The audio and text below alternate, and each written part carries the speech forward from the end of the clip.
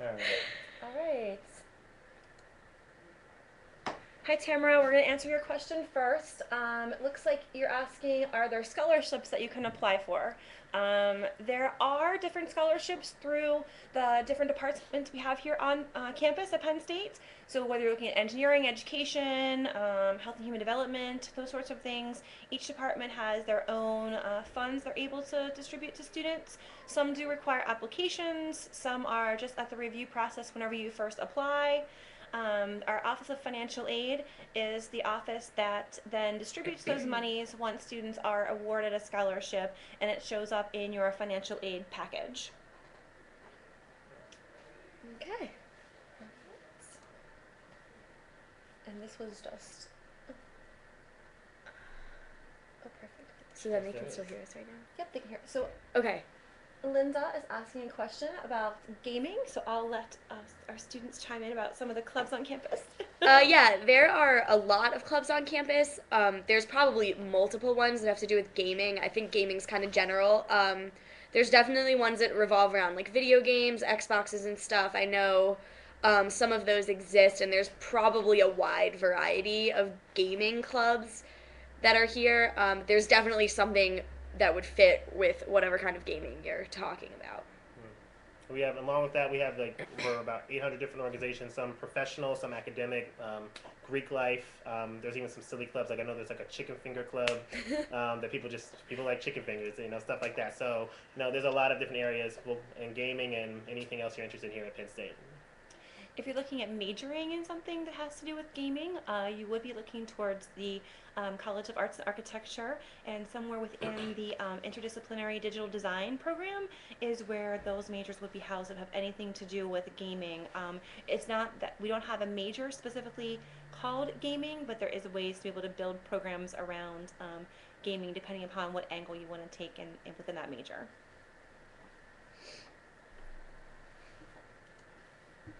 Oh, there's more.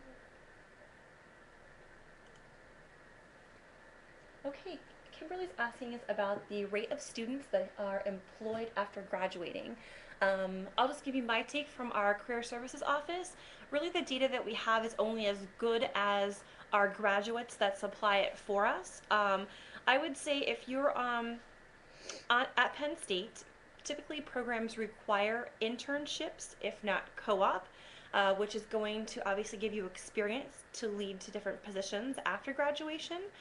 We do have I'll let our students talk to this. Our job fairs on campus that we have, folks are coming to highly recruit Penn State students. So I would say the more you put yourself out there, the more you are getting exposure out in the field, the more likely it is that you are going to be offered a position either upon graduation or even before graduation. Yeah, I would also add that we have such a large alumni network here that trying to find a job after graduation can be really helpful when there's so many alumni out there for us to connect with and get in contact with. That's definitely one of the huge pluses here is that we have so many resources through career services that we can reach out to alumni when we're looking for a job after graduation.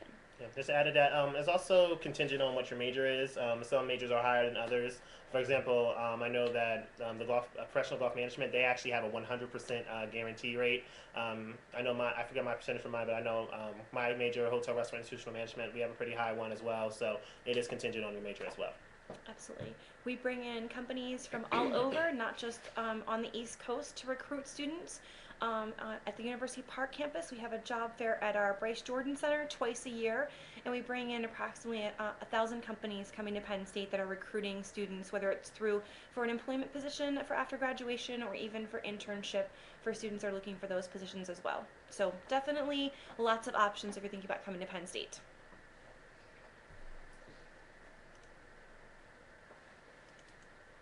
Okay, Barbara. Barbara.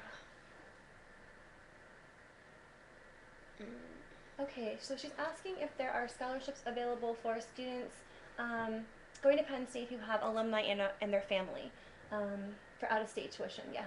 So I am not aware that there is anything specifically related to students of alumni that I know of through the Office of Student Aid.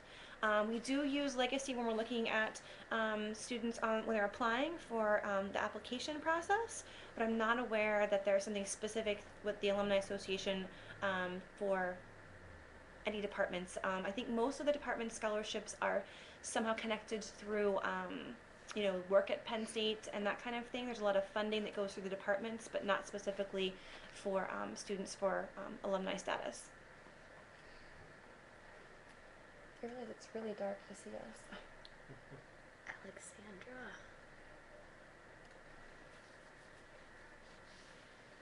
So Alexandra's question is, what would give me the best opportunity to be accepted at Penn State, specifically things that would make my application stand out? So for any student that's applying to Penn State, we do look at your academics for 9th to 11th grade. That's the majority of our decision. We're looking to see how you've performed in your high school for those 3 years. We do consider your SAT or ACT scores.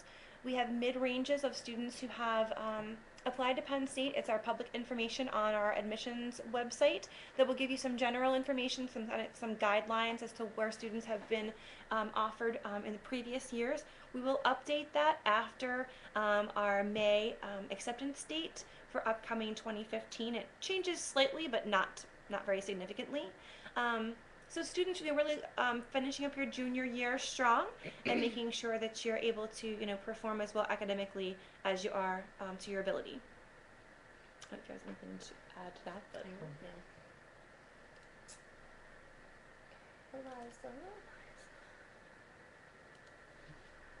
So Liza's question is about how big is Penn State and what are classes like.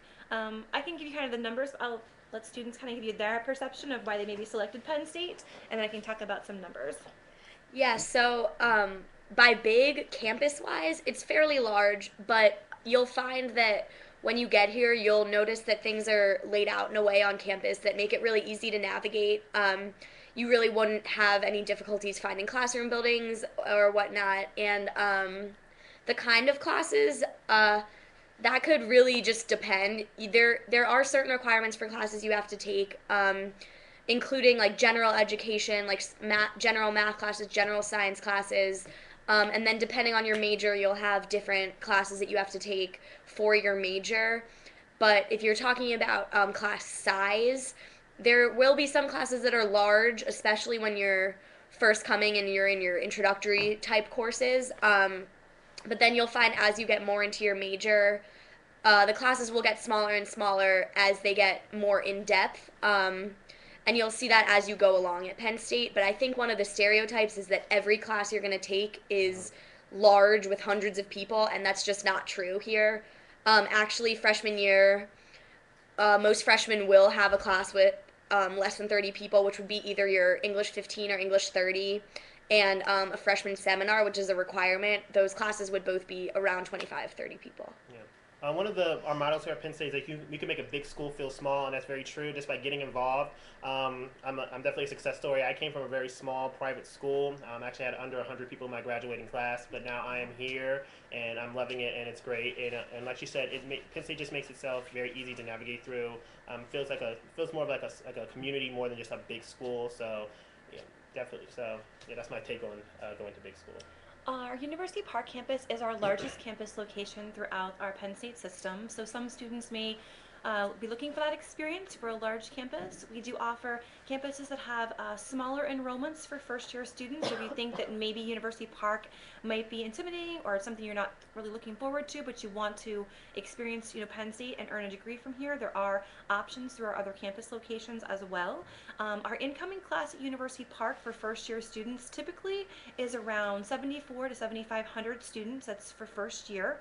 There is typically about 1,800 to 2,000 first-year students that start in the summer session, and then the rest of our students will join them in the fall. So there are obviously a lot of options for students if you think that University Park is large, or maybe you are looking for a large experience and it's something that's right down the alley for you. So lots of different options depending upon what's going to be a good fit for you. There was we did mention there are first year courses that are small and they're developed that way. We want you to make sure that you are in an environment where you're able to learn. Those are some core requirements that you need to be able to move on in your program. We do a lot of programming for first-year students, especially within your living areas, with your RAs and that kind of thing. So we really try to make that experience, even though it's a large university, feel very personable and be student-centered. So it's something we really strive for here at Penn State as well.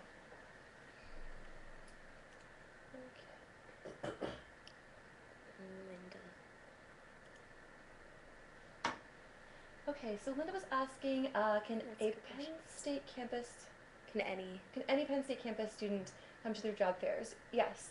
So essentially what happens is it's open to any student at Penn State. So it's advertised at all campuses.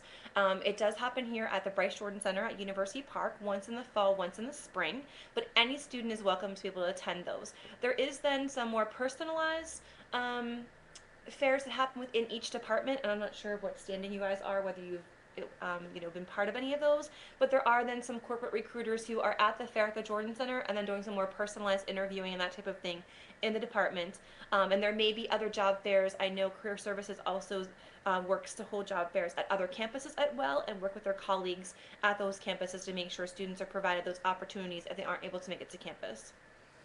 Yeah, as far as specific job fairs for within your college or major, most colleges do hold some type of career events. I know that some certain colleges do them more often than others, like engineering and business. I personally am a human development and family studies major, which is in the College of Health and Human Development, and there was a career fair today that had a lot of careers that were geared towards the College of Health and Human Development as well as education.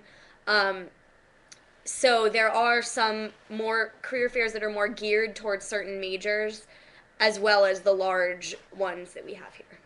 From my experience, I know my major, we have our own career a career service center, so we get a lot of services. So personally, I really don't even rely on the career fair as much. I mean, it's still a good opportunity, but from my experience, I usually go more to my advisors and people in my department to help me. Each of our departments, a good point, does have resources for students looking for internship, co-op, those sorts of things. So there are resources in each department as well that will work with our career services office in general to help students. You can just find your advisor, find someone in the department, they're able to help you as well. So there's a lot of resources that are here to help students with placement and finding what's going to be good for them.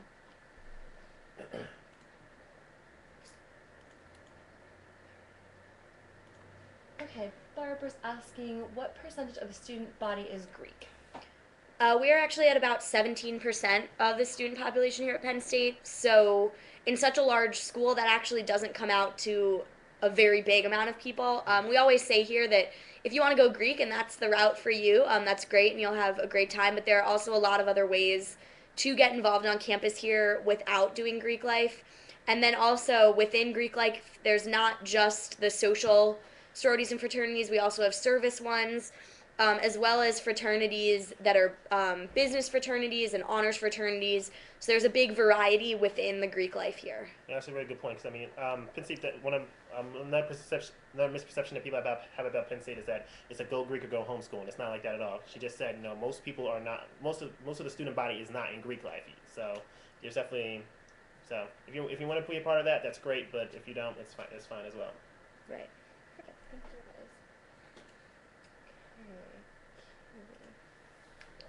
Kaylee is asking about opportunities for study abroad. So I don't know if either you've been abroad or maybe have friends. I'll let you talk about that, and then I can kind of go through the more goals part of it. Yeah, so I'm actually a sophomore this year. I'm planning on going abroad next year, spring semester of my junior year. It's a pretty popular time for people to go abroad. Penn State has a great study abroad programs here. We have advisors that are specialized in their knowledge for different countries around the world. We have programs on every continent. You can pretty much go to any country that you would want to go to.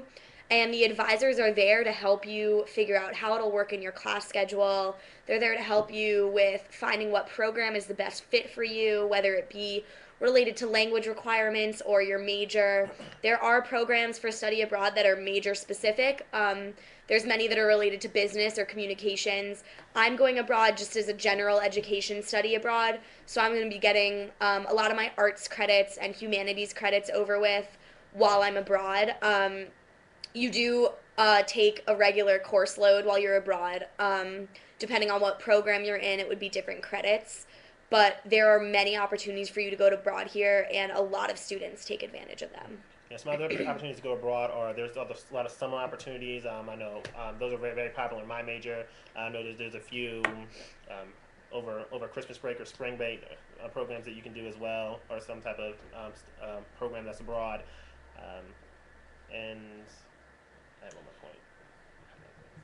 I think whether you want to go Yeah. for, like you said, for a week or a semester or a summer, there's many options throughout there is a study abroad office Yeah. on campus, and they're able to kind of work with however you think you want to, that be part of your schedule. So we have many programs here, but we also have some students who will find programs outside of Penn State.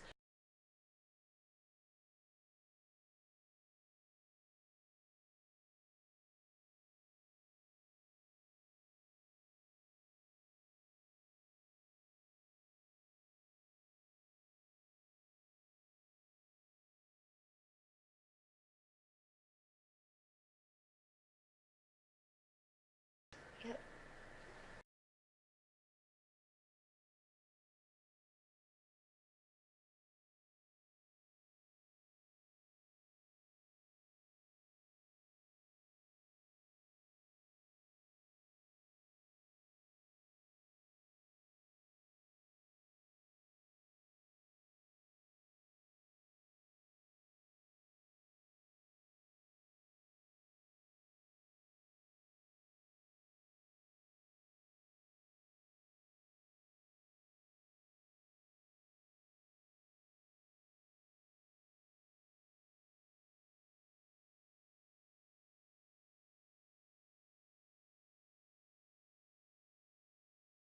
Um,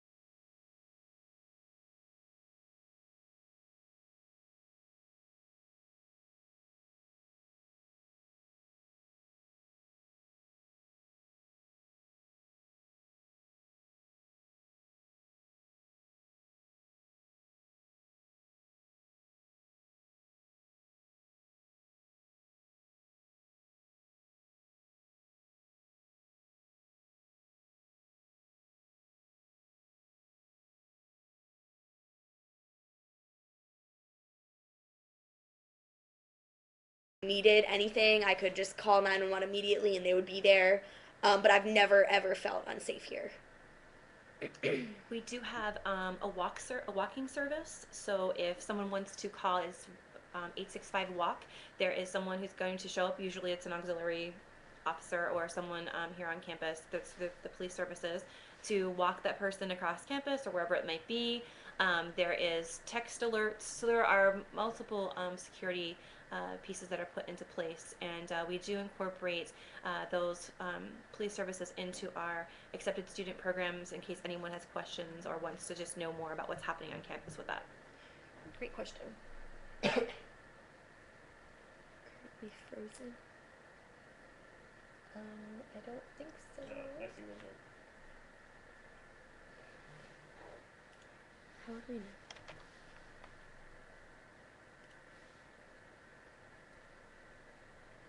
Sorry, we're trying to figure out if our video is froze. Doesn't look like it. We can see ourselves moving around. Yeah. So. Yeah. Okay. Okay, we're back. Thank you. All right, perfect. Okay. All right, let's see here. Kimberly. Okay, so Kimberly says that she is someone that graduated from Penn State in Mick. She's asking about some graduate school information. So here's what happens with any of our graduate programs. For anyone who previously has graduated from Penn State, if they're looking at coming back to a graduate program, each of those programs, so this happens to be marketing or management, Our business school does offer programs, MBA, PhD, that kind of thing, MS in some of those areas. The department handles all of the admissions for those programs. Unlike undergraduate admissions, our graduate school is much more decentralized. So all of those programs themselves actually collect the information, make the offers, and that kind of thing. We do have a graduate school which does review the documents and makes the official offer, but for the most part, all of those decisions about who they're going to admit, because oftentimes that does come with, teaching assistantships and that sort of thing, is handled at the department level. So he would need to double check on this site. So for Smeal, for example, to see what is offered, whether it's PhD or master's he's looking for, and they would give him a time frame. Typically, if you're looking for fall, most of those programs are looking at students applying now. May have been between February 1, February 15. So double check the deadlines on the website because those students do apply early for fall admission.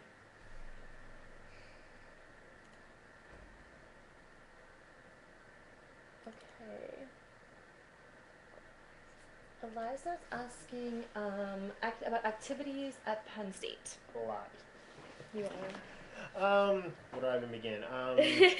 There are a ton of things to do at Penn State.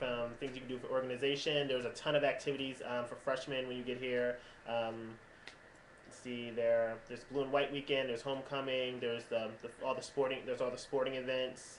There's Thon, which is our annual fundraiser to help fight pediatric cancer. We just go to finish that. If you don't know anything about it, it's a 46-hour marathon with people, no sleeping, no sitting, and it is just a blast. And I could talk all day about activities here at Penn State. So that's just a general basis. What was the final total that you raised this year? Over 13 million. Over 13 million. Yeah. We really pride ourselves on how philanthropic we are here. Thon is our largest philanthropy. It's actually the largest student-run philanthropy in the world. And that's one of our biggest, proudest things that we do here at Penn State. We raise money for pediatric cancer, and this year alone we raised $13.3 million. So that actually just took place last weekend, as he said. But other than that, we have so many different clubs that you can really find something that you feel you're a part of. Like, for example, we're both in tour organizations on campus, so we do things like this where we try to get people to come here and we answer questions. And then also there's just such a wide variety from like sports. We have all different levels of sports, from Division I to club to intramural, which can just be with people from your floor or friends or different groups. We have so many clubs and activities. We do involvement fairs each semester. So when you come here, you can go to the involvement fairs and get a feel for any different kind of clubs and where you think you may fit in. Just checking our time. And we don't even have a listing of everything in print, but we do have a website. It's clubs.psu.edu that will direct you towards an alphabetical listing of all of the organizations that we have that students can be part of. And as mentioned, we do make sure students are aware of those and how to be involved when they first start at any campus. So at University Park, we have an orientation fair, but other campuses as well will be having programming to make sure students know how to be involved as well. Okay. All right, Natasha. Realistic. So I think she means realistic. So Natasha's asking us, so you're applying as an international student, it would seem like here on your question. You are able to, if you're looking for next year, for fall for 2015, we do ask that students that are applying as international students, we give you a little bit of additional time because we know that it takes a while for your documents to be able to come through the mail and for everything to be scanned and added to our files. So if you are a truly international student applying from out of the country, we give you a little bit more flexibility to get your documents to us. It is really real. It is an opportunity for you. Certainly send your high school information. We would still need the equivalent of what a domestic student would send. So you would still need to send 9th, 10th, and 11th grade documents showing what you have accumulated, what your average is, anything that shows your high school work from your high school, directly sent from your high school. We do then ask that you would submit something for English proficiency. There's a long listing on our admissions homepage about how you can satisfy that requirement, whether it's through SAT, ACT, TOEFL, IELTS. There's quite a few options for you to be able to send in English proficiencies, but those would need to be sent in from the testing service as well.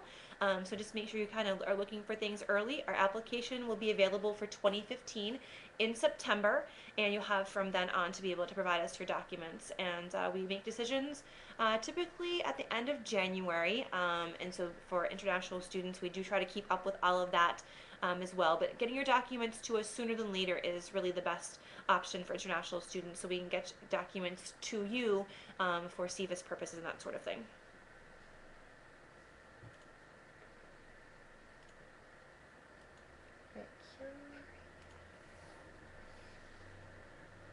So we do have pre-med at Penn State. I don't know, you both are in health and development, right? Yes. Okay. So we have a couple options for pre-med. There is an accelerated program. It is a 6 or 7 year program that students can study in, depending upon if you're going to take summer classes or not. It is highly, highly competitive to the tune of 30 students a year. You do finish out Penn State within 2.5 to 3 years, and you transition to the Jefferson School of Medicine in Philadelphia to finish out your medical portion of the degree. So you are leaving with a BS and an MD at the end of that program.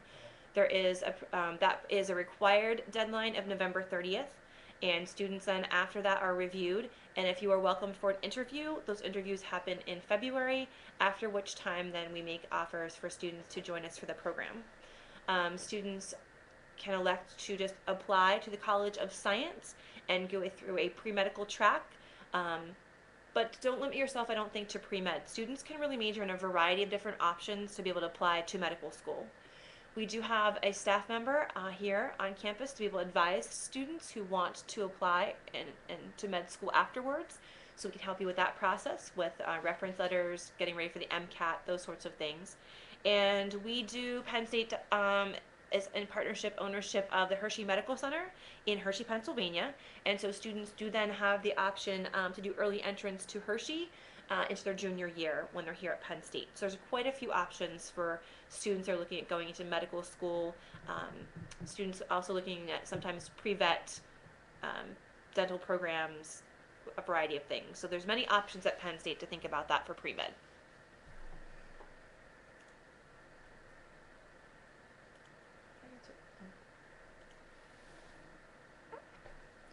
Kaylee's asking about the GI Bill and the blue ribbon or the yellow ribbon program. We do accept the GI Bill. Mostly you're working with our Veterans Office to be able to get those documents in and through Penn State, and we are a yellow ribbon. We do participate in the yellow ribbon program as well, and all of the billing does happen through the bursar's office, but we do accept the GI Bill, and we do participate as a yellow ribbon school.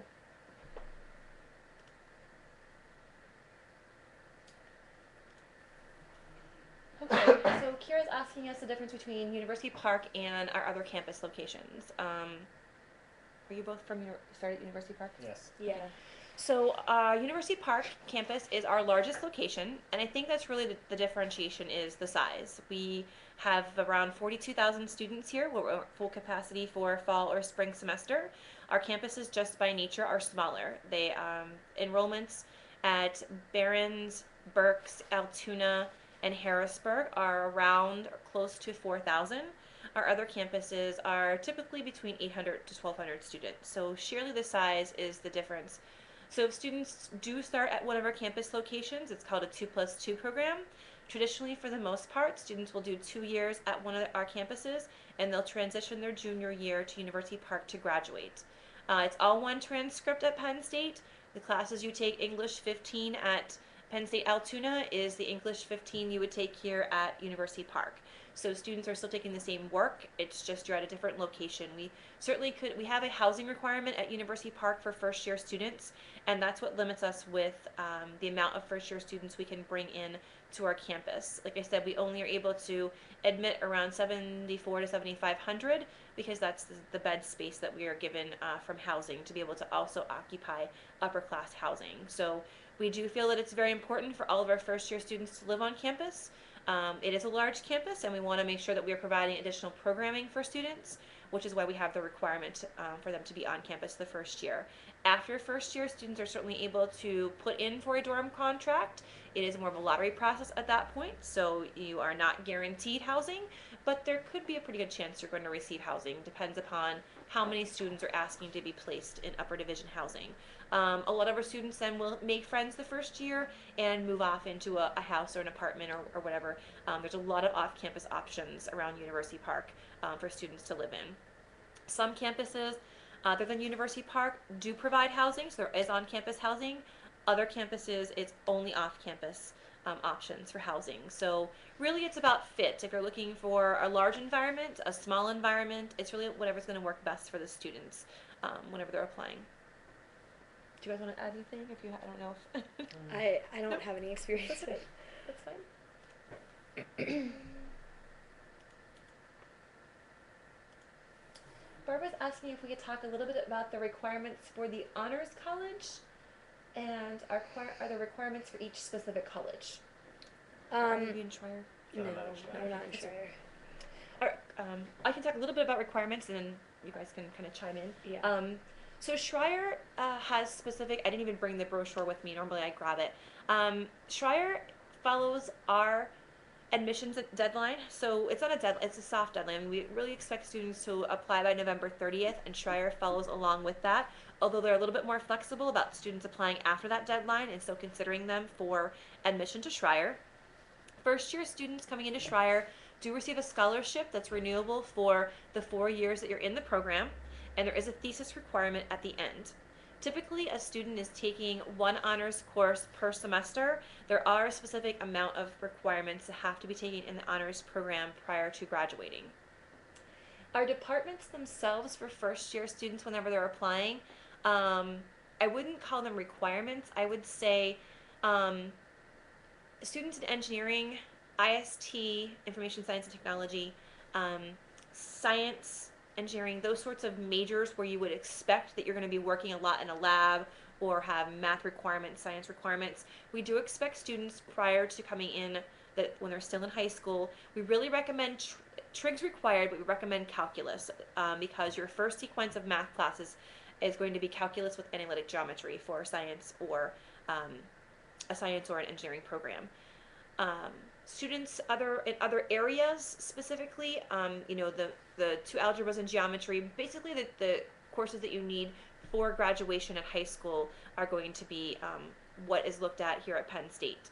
Like we said, we also make recommendations for physics if students are coming in to engineering or science. We do have a math requirement for the business program. You must show you've taken at least Trig or higher in high school to be eligible for any of our business programs. A lot of times that trips students up. They're not realizing they have to have that requirement prior to coming to Penn State. Our business program really is a math-focused program, so there are math courses throughout that are required for students. Other than that, there are not any specifics. Let me bounce back to Schreier for a quick second. After the application is in, the difference between a regular application just applying to Penn State, we recommend students apply by November 30th. When you are filling out that application, it will ask if you are interested in applying to the honors program. There is a separate application for Schreier's honors program. When you submit that application, they do ask for some additional pieces that we do not ask for just the general application. There are reference letters and there is writing samples that will be submitted. Basically, they post questions every year and students need to be able to answer those questions, and a lot of the review for Schreier is how students are answering those questions. Schreier looks at what students have taken in high school versus what is offered in their high school and how they have achieved, what they've achieved from one year to the next, and obviously then as a cumulative from 9th, 10th, 11th grade. They do not require SAT scores. So even though we have that data here in our office, they do not require that for Schreier. They have some great information on their homepage as well, some different clips from some Schreier students. So I'd encourage you to check that out as well. But following along the same deadline that we have would be the requirements for Schreier to be able to move in. I don't know that if they post specific general, mid-ranges where students have been offered. I imagine they probably have that information on their homepage. I'm not specifically aware of what that is from one year to the next.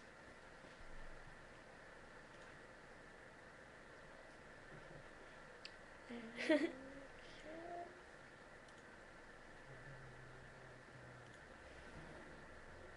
we have majors that are related to cosmetology? We do not have anything that is related to cosmetology. That's more of a technical program that's more hands-on and something that's not covered at Penn State.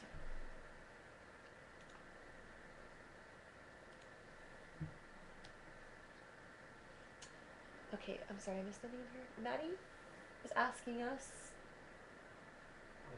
if you're able to gain citizenship because she's applying from another country. No, she's just asking if she can come here even though she's not an American citizen. Yeah, so to be kind of an international. So yeah, so an international absolutely, yes. student. Yes, we have. I'm not even sure what the count is this year for international students that have applied, but it's more than last year. So we welcome international students to be able to apply. Again, I'm not sure if you might have heard the information we talked about a little bit ago, but we do we know it takes a bit of time for all your information to come in the mail. If you're looking for fall 2015, we ask that students, the application comes out in September for students that are applying. We certainly just ask that you need to send us your documentation for 9th, 10th, and 11th grade from your high school or whoever the granting authority is in your country. And we also would need English proficiency. So we would need something for you. Which you're British. Definitely will have. Yes, you should be able to, whether it's an IELTS test, whether it's A-level testing, whether you take TOEFL, that kind of thing, there's a whole list of requirements a whole list of ways to satisfy the English proficiency requirement that's listed on our homepage. If you just do a search on admissions.psu.edu and search for English proficiency.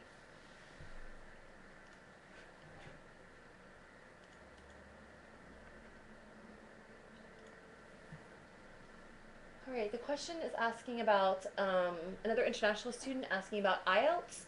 Actually, our minimum IELTS score is a 6.5. So if a student submitted anything lower than that, they would continue to be in a missing status until they submitted a score that would satisfy our English language proficiency.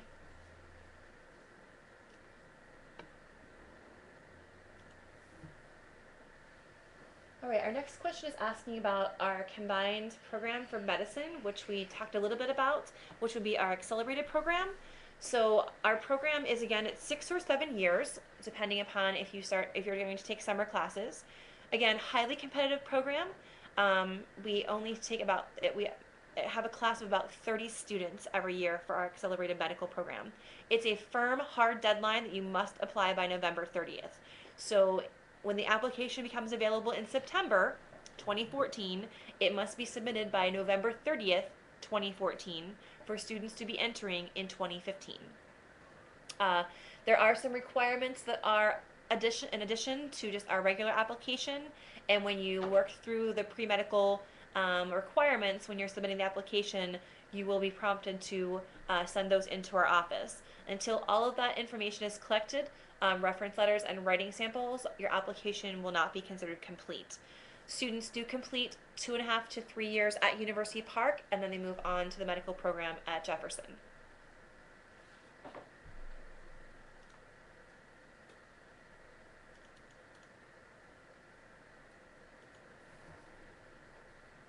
Okay, our question is about housing for incoming freshmen.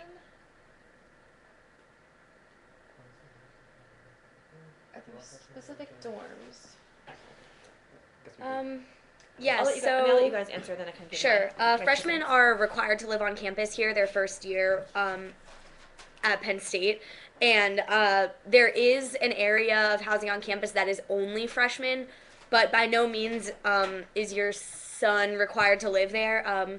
There are other housing areas on campus that if he decided he would rather live in, he can apply. The chances for getting your requested housing, I believe, depend on how early you get the deposit in. As in, the earlier you get it in, the better your chances are for getting whichever you request. I believe the most commonly requested would be East, which is where is the only all freshman dorm area on campus. I personally lived in East last year when I was a freshman. I would highly recommend it just because it is all freshmen in one area, so everyone is sharing the common experience of coming to college for the first time and being on your own for the first time. And it's just a really fun place also in general because you We'll be in buildings and on floors with only people that are freshmen like you. I know that I made some of my absolute best friends on my floor last year, people I still keep in touch with and live with from living with them last year. Yeah, I definitely agree. I'm a junior now. I lived in East when I was a freshman 2 years ago, and like she said, it's a great experience. I know plenty of people who lived in other living areas who came to East all the time because that's just the place to be as a freshman. Um, I made some of my closest friends through people on my floor, people in my dorm, and because we're all sharing the same experience together, you know, and by far, I do miss East because it is definitely the best living area. Like my place I live now is nicer, but overall I do miss East because it's the people there. Yeah. So if I'm gonna assume your son has, we're talking about having an offer and thinking about coming in for this upcoming summer or fall semester. And it is true as when students make their deposit, that's whenever housing starts. They look at the dates that the deposit's been paid for acceptance, and that's how they start to do the match process. Matching doesn't happen until typically, obviously closer to time, depending if it's summer or fall. When students deposit, whether it's summer or fall semester, they are prompted to complete a housing contract. And so as our students mentioned, East Halls is typically where our first year students live. However, we may have some in Pollock as well. Our students coming in for summer are in Pollock. Generally, we try to keep our first year students together. We want them to have the same experience. They're all in the same situation. We want them to be able to have that experience where they can go down the hall, make friends, and feel comfortable about moving on to their sophomore year. We do have more, I would say, activities planned in those areas only because we know first year students obviously are in the same situation, kind of wanting to make them make friends, feel comfortable, that kind of thing. There are RAs that are available there as well for each floor. First year students are required at University Park to live on campus. After first year, students are able to move off campus. There are some special living options that students can consider depending upon their major. That's something to also take into consideration depending upon what major you are looking at, and those are throughout campus. They're not all in East. They are in different areas of campus as well. Did I catch all that? Yeah, I think so.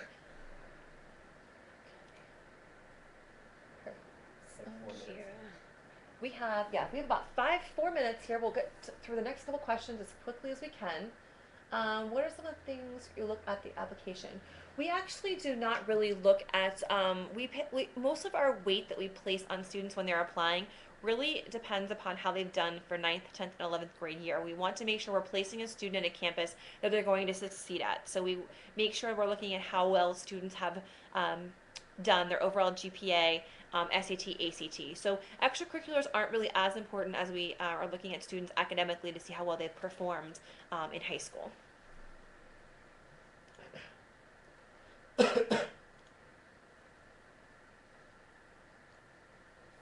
Okay, so what year would a science major be able to have been?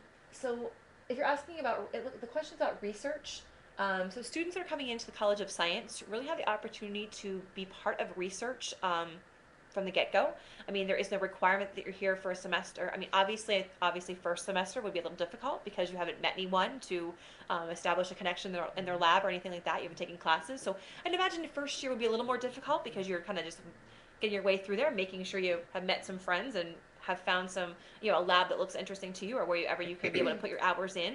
But we do really encourage undergraduate research, and students are involved in projects on campus with professors. We have a lot of grant-funded money that we have here at Penn State that provides students those opportunities, and we have some dynamic, wonderful, wonderful research facilities here on campus. So if it's something you're looking for, we're definitely able to provide that opportunity for students as undergraduates, not only at the graduate level.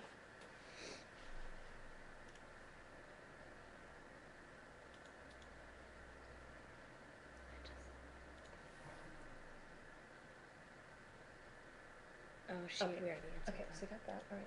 So we're just trying to make sure we can get through these last couple questions. What would you say the best? Okay, I'll let the students after this. The best part of I Penn guess, State. okay, just trying to get quick. I think the best part is definitely the sense of pride we all have in our school. It's very much a family here at Penn State. We all look out for each other, and it's just very close-knit here, which is, I think, something that you wouldn't expect since it's such a big school. But we really all share a common sense of pride about being a Penn Stater. And to be honest, I think the worst part is the weather. It does get very cold. Today is very cold. It's an adjustment for sure, obviously, depending on where you're from. But it is fairly cold here, and that's something to take into consideration. Where are you from? Maryland. Maryland. Okay. The thing I like most about Penn State is that I like to say it has the excitement of a city, but the comfort of a suburb. You get the like best. that. You get the best of both worlds here, and it's just, it's a place where anybody can be, and the people here are just great. And the thing I like the least is there was no Wawa here at State College. Are you from Philly? Not from South Jersey, so very Close. much away from Okay. Philly. I only see Wawas on my way to. All right, let's see if we can get. What is the admissions rate for students that are incoming? Feeder schools. Is that like a different campus? Oh, I think you mean satellite school. I'm not sure if you mean whether it's like a feeder school, meaning like a high school that sends us a lot of applications, or if you mean students that are coming in from another campus. I'm going to guess that you mean, since you're saying compared to freshman at University Park. Obviously, there are some schools that we just get a lot of students from because they have a lot of students applying. Their senior classes are just very large. It's hard to give an acceptance, give a rate of admission for each individual really large school, because I'm trying to even think about State High because it's right here in our backyard, and I don't even know the actual rate of students for State High. I would say we probably are able to place about a third of students that are actually applying to University Park, but I haven't ever really looked at the actual breakout of every specific school. So I'm sorry, I can't really give you a good answer about feeder schools for University Park, but we had a really competitive year this year. So if you happen to have some students who are maybe looking at campuses as well, our applications are up. We had over 8,000 additional applications this year, so we really are becoming, again, we have a lot of interest from students, and it just becomes hard for us to be able to place all of the students who have interest at University Park. We have to kind of come up with a cutoff eventually. So sorry I couldn't give you a little bit of a better answer for that.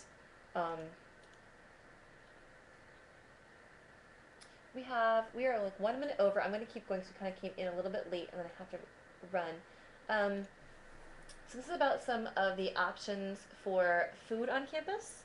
I guess I'll let you guys talk about Yeah, I do what believe. you eat in that. But I'm not a vegetarian, but I do think that most of the commons areas offer vegetarian options. I mean, there's always, of course, options that aren't meat within the commons, and the best meal plan, it really just depends on how much you eat, how often you eat also, because there's different levels here, so you could get a higher level if you think that you're going to be eating more often, and you can get a low level if you think you probably won't be eating as often during the day, but also you can adjust your meal plan throughout the semester, so if you get towards the end and you need some more, you can go up a level, or if you need less, you can go down a level. I believe the average is 3, meal plan 3. Personally, I suggest getting a 4, because what I've noticed, people get 3 and then they'll notice, oh no, I'm running out of meal points. So Yeah. I'll go 4 to 5, 6 if you eat a lot. And you are able to carry points from fall to spring, so they're not lost. You're able to use that, but you have to use them up by the end of spring. All right, let's see if we can get one more question. Maybe something we haven't study abroad. Maybe something we haven't answered yet at all.